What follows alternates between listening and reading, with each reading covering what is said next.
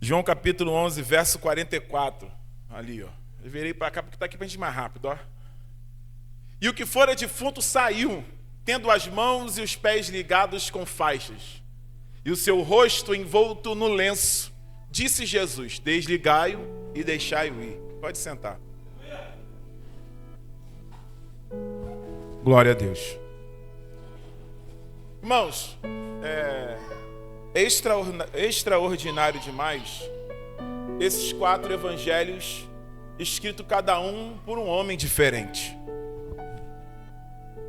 Quando nós olhamos este evangelho que João se dispôs a escrever, né, é algo tão extraordinário que dentro dos 4 evangelhos eu costumo dizer que João, Bruno, é o evangelho que mais me chama a atenção. Ele é diferente dos outros, porque quando eu falo de ele ser diferente, para mim é atrativo, eu, pastor Adriano, quando eu leio os 4, para mim João é o mais atrativo. Não que ele seja melhor do que os outros, mas é particularidade, você se identifica mais. Eu me identifico muito com o evangelho que João vai escrever.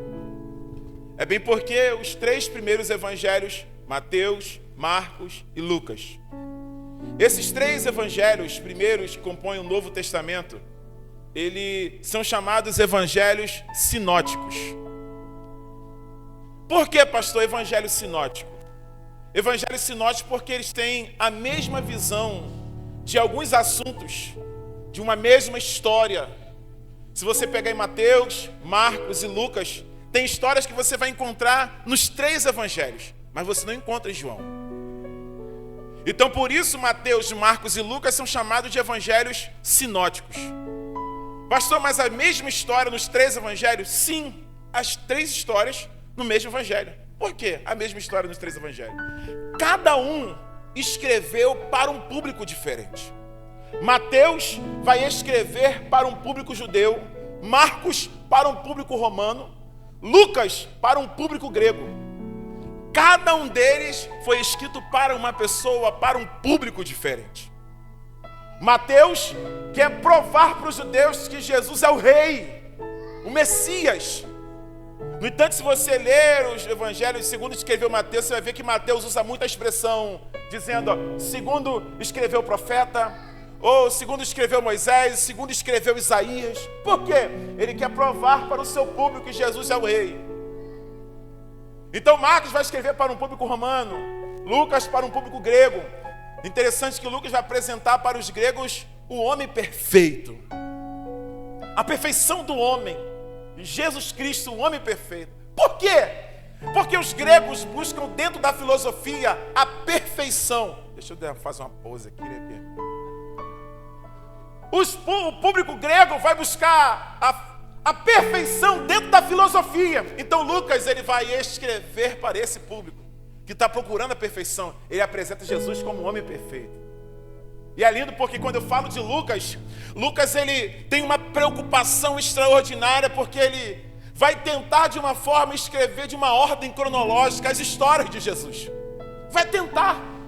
Se você pegar o capítulo 1, ele vai escrever esse evangelho para Teófilo. E ele vai dizer para ele, eu procurei de uma melhor maneira escrever de uma forma, numa ordem para que você possa entender. Mas quando eu olho João, é totalmente diferente. Porque você vai ver Mateus escrevendo o seu primeiro capítulo, ele vai trazer uma árvore genealógica de Jesus, porque ele quer mostrar para os judeus Jesus vindo então, o seu nascimento, porque os judeus acreditam na árvore genealógica. Quando você olha Lucas, Lucas vai trazer uma árvore genealógica, sim, mas a árvore genealógica de Lucas é totalmente diferente de Mateus. Por quê? Porque ele vai mostrar justamente quando ele vem enviado do céu, porque ele se preocupa em trazer a narrativa de uma forma real, quando Jesus ele é gerado pelo Espírito em Maria. Mas quando eu olho João não tem essa preocupação. Porque ele não vai trazer uma árvore genealógica daqui terrena, mas ele vai trazer uma árvore genealógica divina. Porque ele vai mostrar onde ele estava. No princípio era o Verbo, e o Verbo era Deus, e o Verbo se fez carne e habitou entre nós. Então João, ele tem uma particularidade porque ele não quer provar para ninguém quem é Jesus, mas ele vai mostrar a característica da obra do Messias. É esta a preocupação dele. Ele não tem preocupação de provar para ninguém, mostrar para ninguém, mas eu quero mostrar para o meu público, que é um público universal, as obras que ele realizou de uma forma extraordinária. Então ele apresenta no capítulo 1 ele como filho de Deus, no capítulo 2 como filho do homem, porque ele foi convidado para estar no casamento. Isso aqui é lindo, irmãos. Você leia João depois, os 21 capítulos de João. Você vai ver que no capítulo 2 ele vai mostrar Jesus como filho do homem, porque Jesus é convidado para estar no casamento. Eu gosto dessa história, sabe por quê? Porque quando acaba o vinho, mandam procurar Jesus. Aí ele vai dizer, ainda não é chegado a minha hora. Você já parou para pensar nisso? Você já parou para pensar? Quantas vezes você já leu esse texto? Mas qual foi a hora que você parou para pensar nisso? Ele dizendo, ainda não é chegado a minha hora. Eu costumo dizer lá na nossa igreja que a Bíblia não foi feita para ser lida, mas foi feita para ser examinada.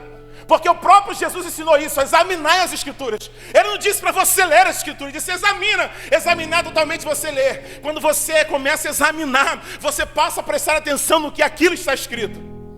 Aí ele vai dizer, ó, ainda não é chegada a minha hora. Por que ele vai dizer que ainda não é chegada a minha hora? Isso aqui é lindo, irmãos, quando você entende. Ele está dizendo, existe um tempo para eu operar. Existe um tempo para que eu possa se manifestar. Existe uma hora para que eu possa engrandecer o meu nome. Existe uma hora para eu se manifestar na tua vida. Existe uma hora para as portas se abrirem. Existe uma hora para operar um milagre. Existe uma hora para eu fazer algo sobre você.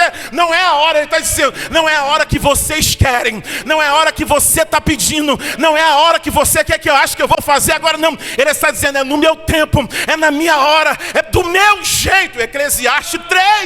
Ele diz, existe um tempo para todas as coisas. Ele está dizendo, existe uma hora para mim poder se manifestar.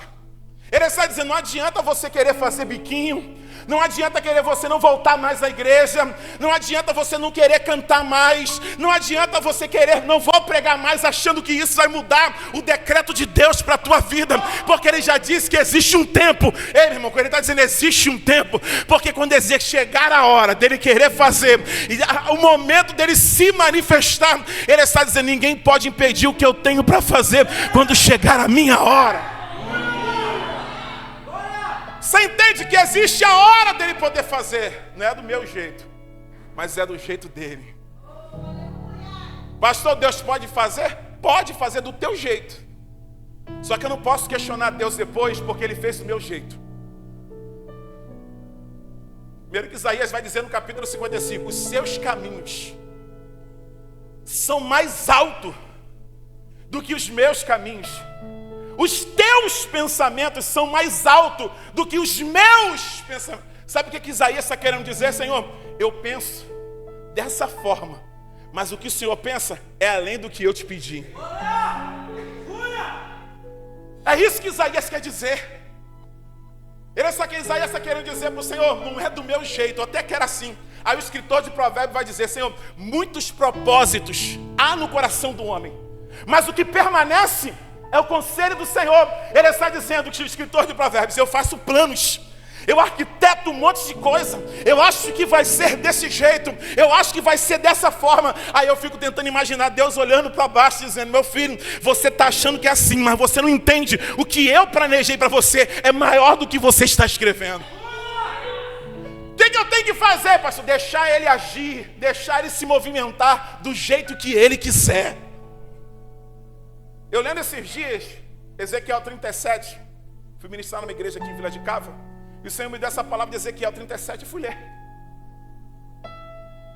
Eu fui lá examinando, estudando, estudo daqui, hora dali.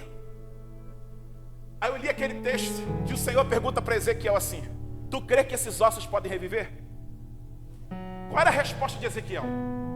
Se é eu ia dizer sim. Ponto, foi a pergunta que ele me fez. Tu crê? Creio. Ponto final. Mas olha a resposta de Ezequiel para Deus. Tu sabes. Sabe o que Ezequiel está querendo dizer? Senhor, a tua vontade é que prevalece. Eu posso até dizer não, que eles não vão reviver, mas que a tua vontade quer que eles revivam, eles irão reviver. Irmãos, quando chega a hora de Deus fazer, Não tem ninguém que possa impedir. O homem pode se levantar, o inferno pode se levantar. Tem um texto que eu gosto de Isaías 43:13, que diz: ainda antes que houvesse dia, eu sou, e ninguém há que possa fazer escapar das minhas mãos. Operando eu, quem é que vai impedir? Jó 42:2: Senhor, eu bem sei que tudo tu podes, mas nenhum dos teus pensamentos, eles serão impedidos. Irmãos, Jó vai declarar que não precisa nem Deus falar. Você já meditou nisso, Renata? Ele está dizendo: Senhor, tu nem precisa falar, só de tu pensar, o teu pensamento não pode ser impedido. Você já parou para meditar hoje se Deus já pensou ao teu favor?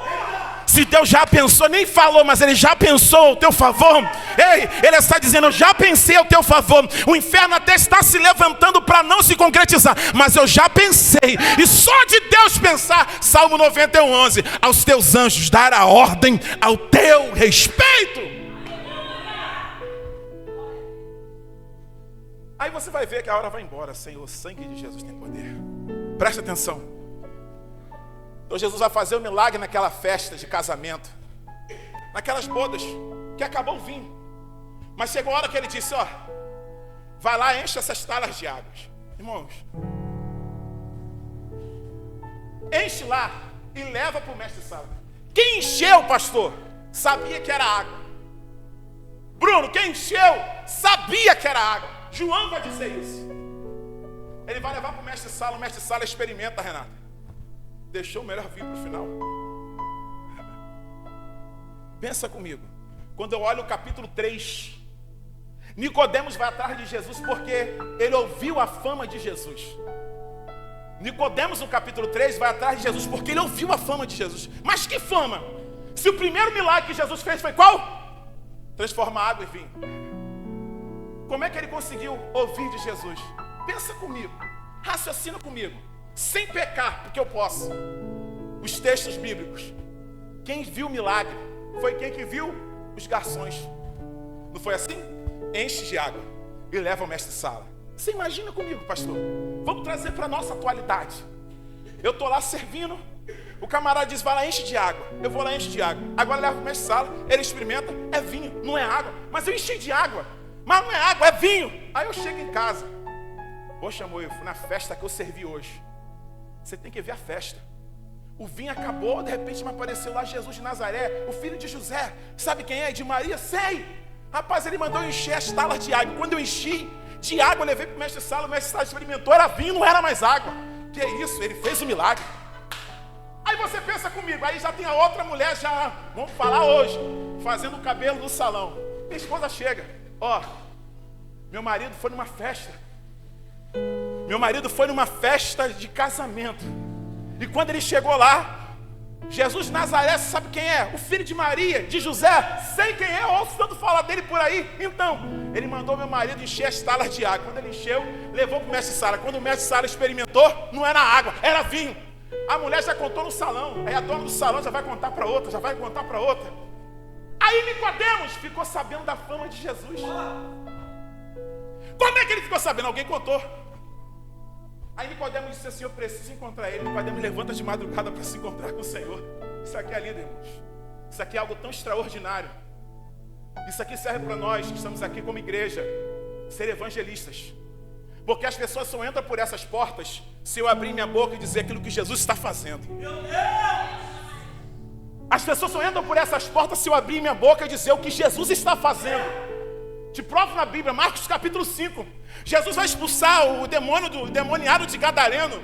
Ele quer seguir o Senhor, mas o Senhor fala para ele: volta para a tua casa e anuncia o que o Senhor fez por você. Ele está dizendo: ei, volta para a tua casa e prega aquilo que você viu e aquilo que você viveu. Então a hora que eu sair daqui, aí fora, o teu vizinho, dentro da tua casa, o teu marido, os teus filhos, ei, fala aquilo que Jesus está fazendo. Sabe por quê? Cria curiosidade. Nicodemos ficou curioso pela fama de Jesus. Ele era estudado, conhecedor, mas ele disse: eu nunca vi isso, preciso ver. Aí Nicodemos vai de madrugada encontrar com o Senhor. Ô, que história é essa que você está pregando por aí? Do novo nascimento. É ela? O homem tem que nascer de novo? Tem que voltar no ventre da sua mãe e nascer de novo? Ele disse: não, você tem que nascer da água e do Espírito. Ele disse: você tem que nascer de uma nova vida. Jesus estava querendo ensinar para ele: tu tem que largar tudo que você está vivendo e praticar novas coisas. Metanoia. É ter um novo comportamento, uma nova vida. É isso que o Senhor queria ensinar para ele. Você tem que largar tudo, você tem que nascer de novo, viver uma nova vida. Se você mata, não mata mais. Se rouba, não rouba mais. Se mentir, não mente mais. Você tem que viver uma nova vida. Último capítulo, para a gente entrar em João 11, senão a gente vai ficar aqui falando. No capítulo 4, João apresenta Jesus como ganhador de almas. No capítulo 3, como grande mestre. Mas no capítulo 4, ele está como ganhador de almas. Eu gosto desse versículo aqui, desse capítulo 4 de João. Sabe por quê? Porque João vai me mostrar que o meu Jesus, o teu Jesus, Jesus da igreja, não faz acepção de pessoas. Não importa do jeito que você canta, não importa do jeito que você prega, não importa para ele do jeito que você vai orar. O importante para ele é como você vai adorar. Se o teu coração está voltado para ele, se a tua oração está voltada para ele, ou se o teu louvor está voltado para ele. Isso que importa. É isso que ele vê. A mulher, Jesus chega lá e se assenta no poço e diz para os discípulos: vai buscar, vai comprar alguma coisa. Isso aqui é lindo, irmãos. Jesus poderia deixar os discípulos ali, só que os discípulos não estavam preparados para aquilo que eles iriam ver.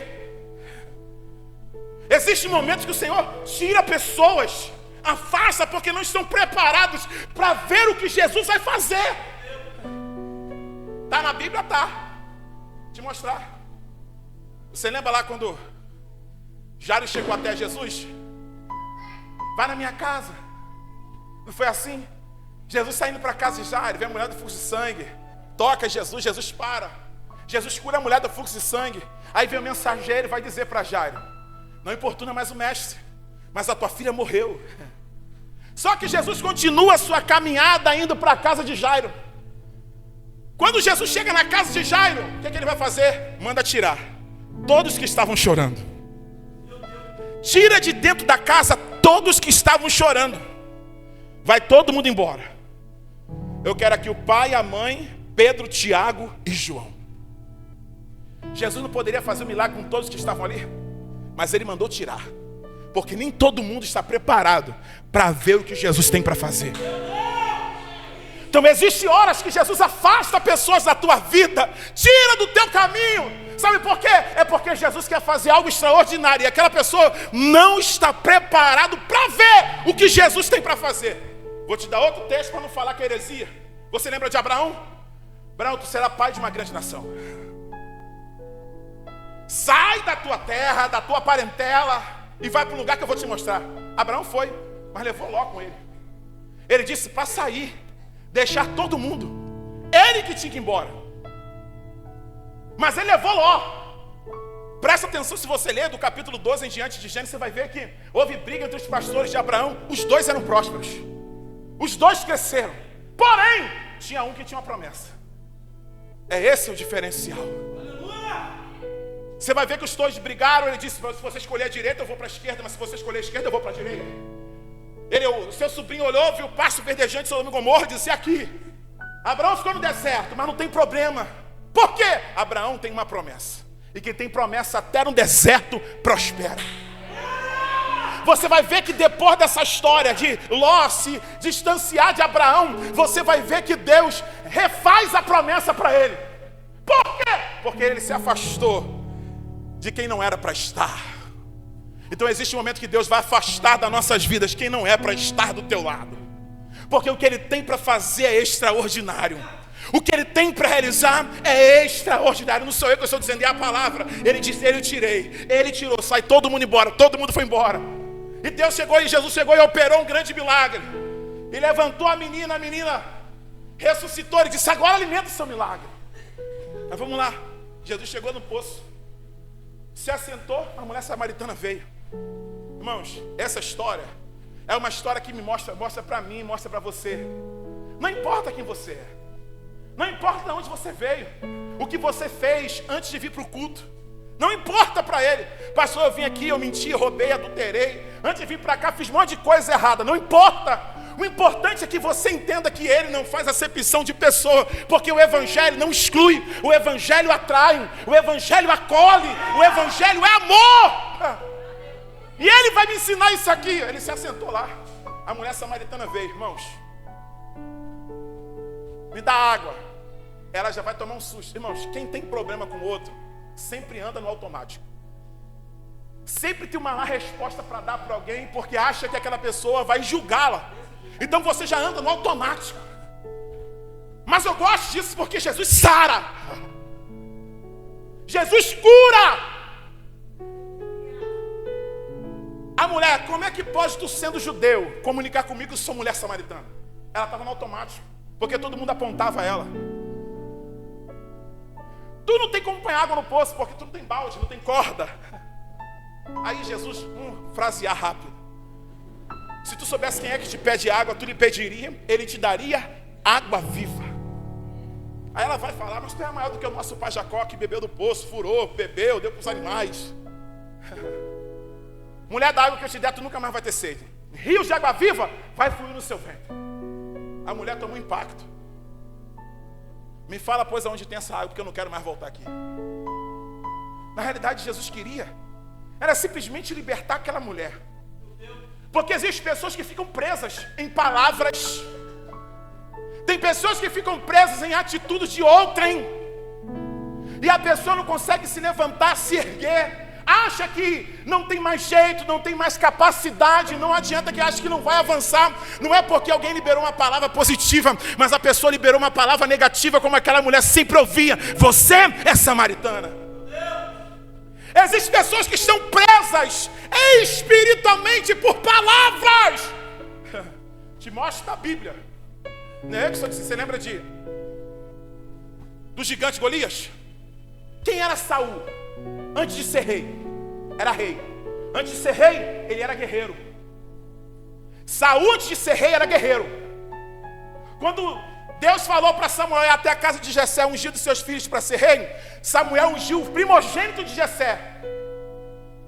Ia ungir o outro filho de Jessé. Ia ungir o terceiro filho. Deus rejeitou os 3 primeiros filhos. Quando você vai ver a história, até chegar o gigante, quem estava na guerra? Os 3 filhos de Jessé mais velho. Quem eram eles? Seguidores de Saul. Te pergunto, se eles eram guerreiros, por que não enfrentou o gigante?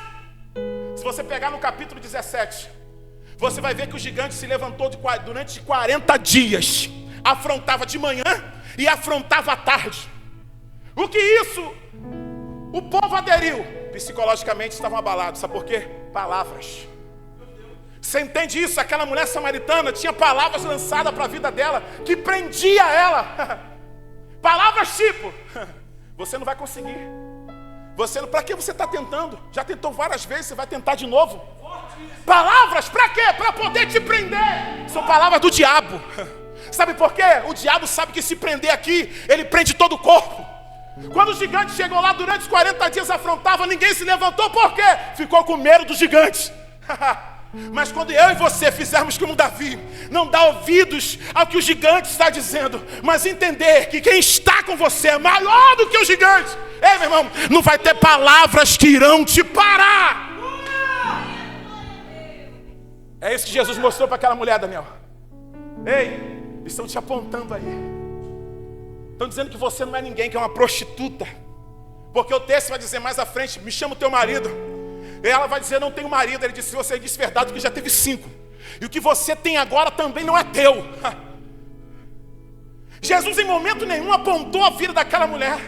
Jesus em momento nenhum julgou a vida dela. Não liberou uma palavra negativa. Mas o Senhor trouxe uma palavra de vida. Da água que eu te der, tu nunca mais vai ter sede na tua vida. Escute isso aqui, meu irmão. Não deixe que palavras do diabo, não deixe que mensageiros do diabo venham te paralisar. Porque é isso que o diabo quer, te paralisar. Sabe por quê? Porque ele sabe que você é uma coluna na tua casa. Ele sabe que você é um canal para libertar a tua família. Ele sabe que você é um canal para trazer outras almas para este lugar, para o reino. Então o que ele quer? Quer tentar te paralisar. Quer ver? Eu vou te dar um exemplo aqui na nossa prática. Uma vez conversando com um jovem, ele ia fazer uma prova para concurso público, Daniel. Só que quando ele olhou as pessoas que iam fazer, tinha para mais de 20 mil inscritos. Ele disse: eu não vou fazer. 20 mil? Tem pessoas mais capacitadas do que eu. Vou te dar um exemplo. Vivi isso na minha casa. Quando entrou a pandemia, você ligava a televisão na Globo Lixo, só era notícia de morte. Minha esposa ficou desesperada. Eu estava já tomando banho de álcool em casa. Por quê? É aquilo que você ouviu. Aquilo que você ouve.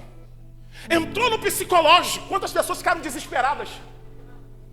Porque pessoas estavam morrendo. Na realidade, as pessoas estavam morrendo. Não era por causa do Covid. É porque aqui eles não estavam com essa preparação para entubar as pessoas. Na hora de entubar, as pessoas morriam. Porque não tinha preparação de fazer a ventilação. Morreu de Covid. Acidente, Covid. Isso foi entrando no psicológico das pessoas. E teve pessoas que ficaram doidas. Pessoas que mudou de país. Por quê? Entrou no psicológico. É isso que o diabo quer, entrar no psicológico. Então não desiste da tua família. Não desiste do teu ministério. Não desiste do teu chamado. Não desiste da tua casa. Não desista do teu lar. Não deixe que essas falácias da vida venham te paralisar. Deus me trouxe aqui essa noite para dizer para você: faça como Davi. Ei, confia no teu Deus. Oh, Jesus. Ainda bem que o Bruno me deu 10 para meia-noite. Né, Brunão? Daniel é benção. 10 para meia-noite tudo termina. Brincadeira, mas vamos lá para a gente concluir aqui. Vou pular aqui, senão a gente vai falando de cada capítulo, a gente nunca termina a introdução. Aí quando você olha no capítulo 11, é lindo isso aqui. Porque ele vai apresentar um Cristo totalmente diferente, não só para nós, mas também para os discípulos. Que é isso, pastor? Ele vai apresentar não só para nós, mas também para os discípulos? Sim. Se você pegar no capítulo 11, no verso 15, se puder, bote aí, amada, por favor. Capítulo 11, verso 15 de João. Você vai ver que ele não quer se manifestar somente para nós, mas ele quer se manifestar para os discípulos. Na realidade, toda a história de João, do capítulo 11, ele quer se manifestar para os discípulos. Todo esse cenário ele estava se apresentando para os discípulos. Você vai ver aqui. Presta atenção que o capítulo vai começar e ouviu Maria. Mandou Marta e Maria uma mensagem. Deixa aí no versículo 15. Deixa aí, não tira não. Mandou uma mensagem para Jesus dizendo: está enfermo aquele a quem tu amas. Opa. Está enfermo aquele a quem tu amas. Jesus ouviu a mensagem e devolveu a mensagem. Diga para ele, para ela, que essa enfermidade não é para a morte, mas é para que o nome do meu Pai seja glorificado por ela.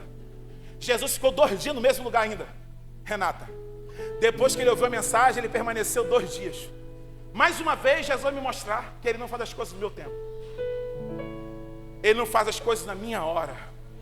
Ele faz as coisas no tempo dele. Depois de 2 dias, ele começa a caminhada. Ele saindo a Betânia, conversando com os discípulos.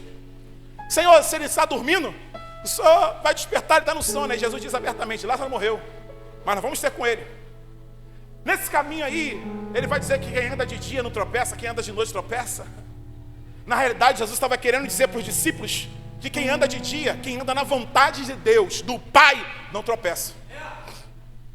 É isso que ele queria dizer para os discípulos. Quem está na vontade do meu Pai está dizendo: eu estou indo fazer a vontade do meu Pai. Quem está de dia está na vontade do Pai. Quem está à noite não está na vontade do Pai. Então se eu estou na vontade do Pai, não vai atingir nada. Nada vai nos alcançar. Aí no versículo 15, eu gosto desse versículo aqui. Sabe por quê, pastor? Olha só. E folgo. Folgo, ou me alegro, em outras traduções. Olha o que ele diz: por amor de vós. Amor de quem? Dos discípulos. Ele está falando com os discípulos. Por amor de vocês eu me alegro. Por amor de vocês eu me alegro de que eu lá onde? Em Betânia, não estivesse. Jesus está dizendo: eu me alegro por não estar em Betânia nessa hora por causa de vocês. Por amor de vocês eu me alegro de não estar lá. Lá onde, pastor? Em Betânia. Para quê? Para que vocês possam crer. Aí mexeu comigo. Olha o que diz o texto: eu folgo. Em outra tradução está escrito: me alegro. por amor de vós, de que eu lá não estivesse, para que vocês possam crer. Pensa comigo. Jesus viu, os discípulos viram, Pedro, Tiago e João, Jesus ressuscitar a menina. No capítulo 9, os discípulos viram que Jesus cuspiu no chão, fez o lodo, mandou o camarada lavar os olhos, ele voltou enxergando. Os discípulos viram que o cego Bartimeu clamava a Jesus no meio do caminho, Jesus mandou chamar o cego e Jesus curou o cego. Os discípulos viram inúmeros sinais. Vou te dar um outro. Jesus está no barco, a tempestade se levantando. Os discípulos, mestre, a tempestade vai nos afundar. Jesus levanta a mão e repreende o vento e o mar. Aí os discípulos disseram: quem é este que até o vento e o mar lhe obedecem? Os discípulos viram os sinais de Jesus extraordinários, mas ele está dizendo: me alegro por não estar lá em Betânia nessa hora, para que vocês possam crer. Mas vamos ter com ele. Com ele quem? Com Lázaro. Lázaro está onde, pastor? Morto. Lázaro está morto, mas ele está dizendo: vamos ter com ele. Aonde? Lá em Betânia. Para quê? Para que vocês possam crer. Olha aqui que eu vou terminar aqui. Não vai dar tempo mais. Tem milagres que você viu. Tem milagres que você viu Jesus realizar. Tem outros milagres que você ainda não viu. Sabe o que Jesus estava querendo dizer para os discípulos? Vocês estão um nível, mas depois disso, o seu nível vai aumentar. É isso que ele queria dizer para os discípulos. Vocês viram eu ressuscitar, mas nunca depois de 4 dias. Ele está dizendo: um milagre que eu vou fazer agora, vocês nunca viram na vida de vocês. O nível que eu vou levar vocês agora é um nível que vocês nunca entraram. Ó, aí Jesus falou para os discípulos uma vez: o que eu faço agora, vocês não entendem, mas entenderá depois. Então existem lutas, Daniel, que a gente passa agora, que nós passamos agora, e nós não entendemos por que está passando. Mas Jesus está dizendo: eu só vou me alegrar nessa hora, porque quando você chegar lá na frente, tu vai ver o que eu vou fazer, tu vai glorificar.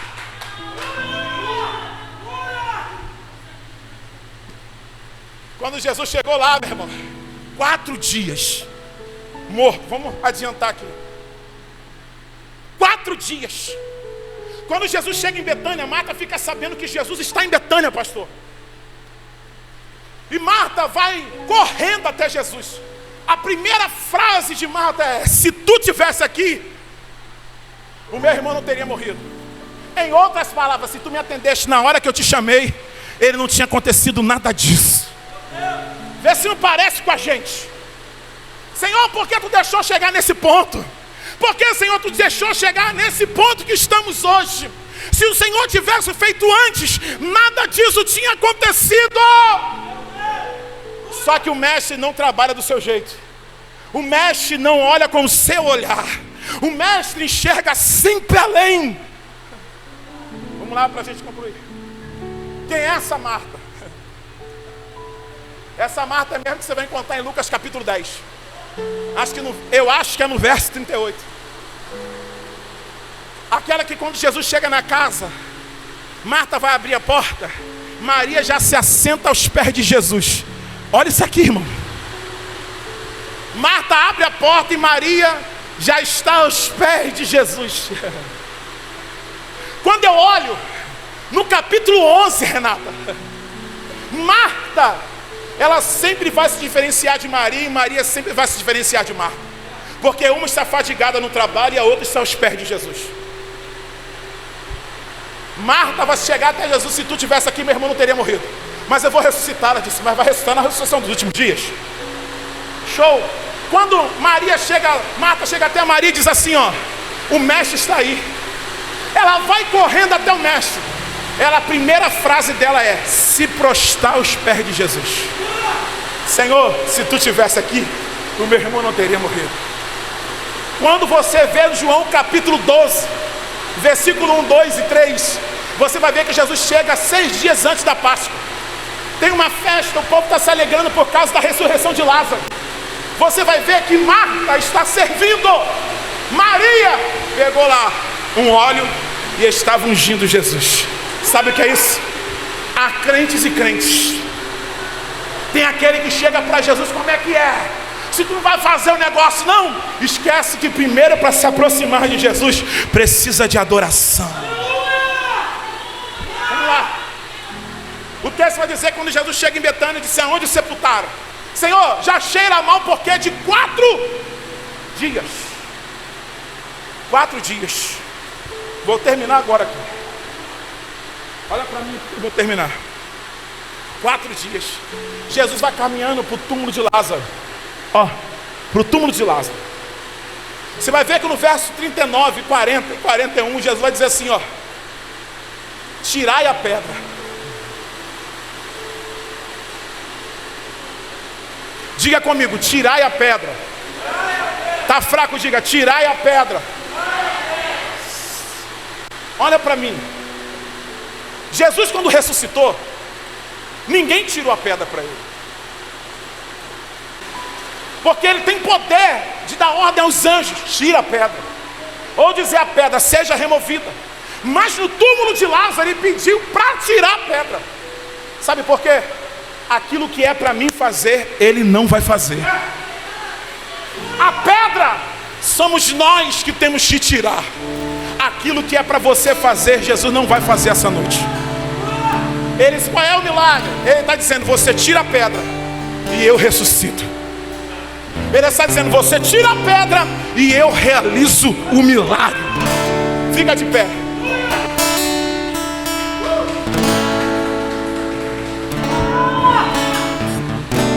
O que é para você fazer, Jesus não vai fazer pela sua vida. Pastor, o que eu tenho que fazer? A adoração pertence a você. O derramar da glória pertence a Ele. Está na Bíblia, tá? Jeremias 33, versículo 3. Todos nós gostamos. Clama a mim e responder-te-ei. Ó, o clamar é nosso, mas o responder é dele.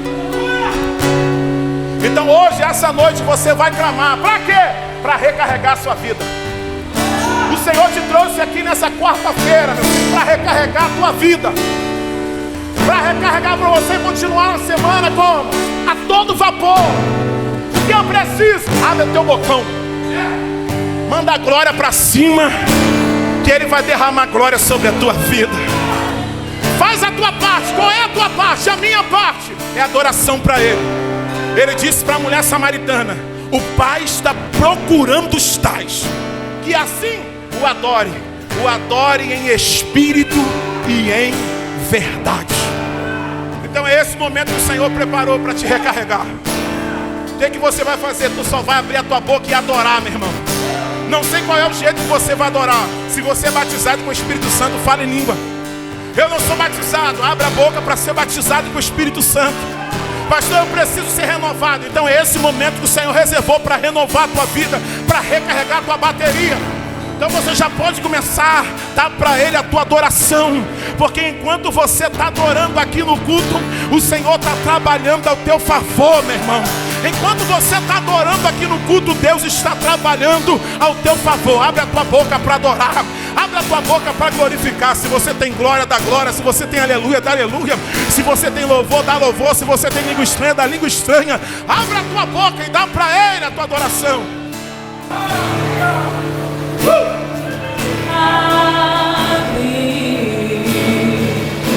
Transforma minha vida, o meu estado. Faz tempo que eu não vejo a luz do dia. Estão tentando sepultar minha alegria, tentando ver meus sonhos cancelados.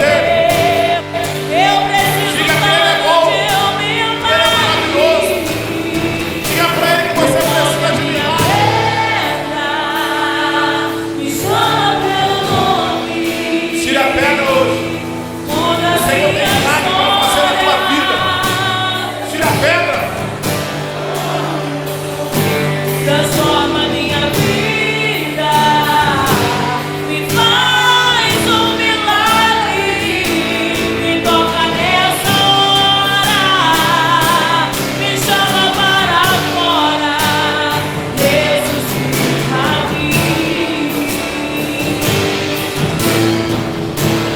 Mestre, eu preciso de um milagre, transforma minha vida, o meu estado.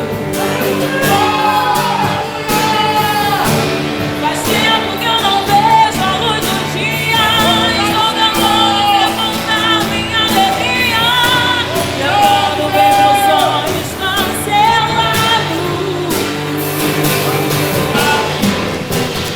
Lázaro ouviu a sua Cura essa noite, voz, Espírito Santo. manda aquela Liberta. pedra revolver. Oh, Depois de a tua palavra